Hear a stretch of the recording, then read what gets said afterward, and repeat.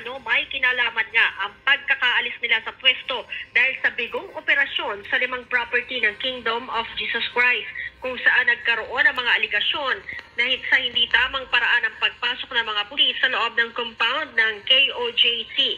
Bukod dyan na negatibo ang resulta ng operasyon dahil hindi naman naaresto ng mga pulis si Apollo Kibuloy at ang 5 pang co-accused nito.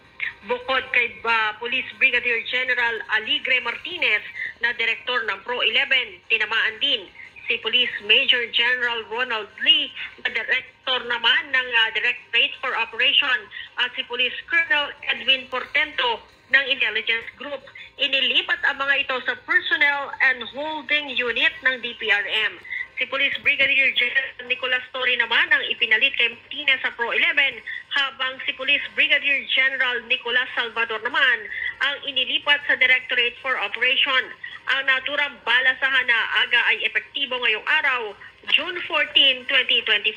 Matatandaang umani ng batikos ang ginawang pagpasok ng mga pulis sa loob ng property ng Kingdom of Jesus Christ para magsilbi nga ng warrant of arrest. Dahilan para alisin sa pwesto ang 15 opisyal at tauhan ng Philippine National Police para bigyan naman ng pagkakataon ang isinasagawang investigasyon ng pamunuan ng pulisya. Aga?